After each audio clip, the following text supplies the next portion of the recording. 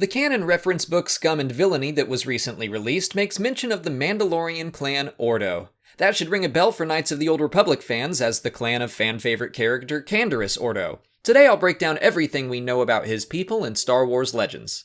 Clan Ordo's prime territory was the planet Ordo. Tegris Ordo was the leader of the clan during the Mandalorian Wars. As Mandalorians fought to conquer the galaxy, the Republic and Jedi led by Revan pushed back. Tegris did not survive the conflict, leaving Clan Ordo without a leader. Canderous gained prestige and notoriety as a great warrior and likely would have been the next chieftain, but after the Mandalorian surrender, he left to travel the galaxy working as a mercenary. On Taris, he met his former enemy Revan and joined him on his quest to defeat the Sith Lord Darth Malak and destroy the ancient superweapon known as the Starforge. He accepted the mission as being worthy of his talents and even expressed pride at serving alongside a warrior as mighty as Revan. When their mission came to an end, they continued working together to reclaim the Mask of Mandalore. His goal was to reunite not only Clan Ordo, but the various other Mandalorian clans.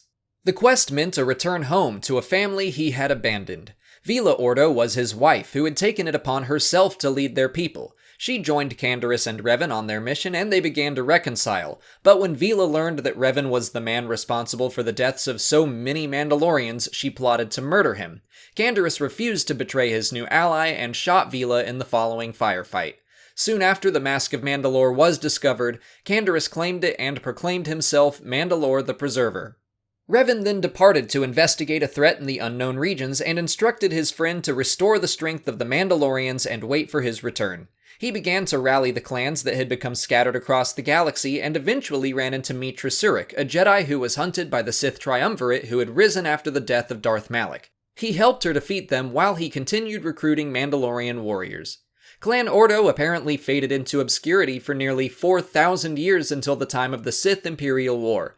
By that time, a man named Chernin Ordo held the title of Mandalore.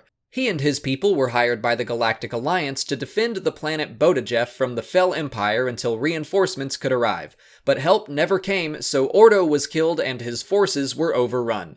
And that very well could have been the end of the Ordo line in Star Wars Legends. Let's hope they meet a happier fate in the new canon, and speaking of, it's now time to speculate responsibly on the potential reappearance of the clan.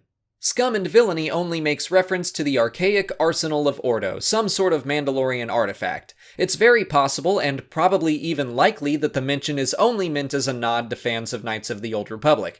But with the Mandalorian currently in the works, it could be a sign of more to come. I think it would be incredibly easy to work in new members of the clan in the days following the Galactic Civil War, especially since they weren't mentioned during that time in Legends. As far as casual fans know, it would be just a new name, but it would be something fun for longtime fans to nerd out over. So keep those fingers crossed for more of Clan Ordo in the future. But that's all we can really say about them today, and admittedly it was mostly the story of Canderous because he was easily their most prominent member. Let me know in the comments if you want me to cover other Mandalorian clans. If you haven't already, please like this video, subscribe to the channel, follow us on Twitter, Instagram, and Facebook, and consider checking out our Patreon page. As always, thanks for watching, and may the Force be with you.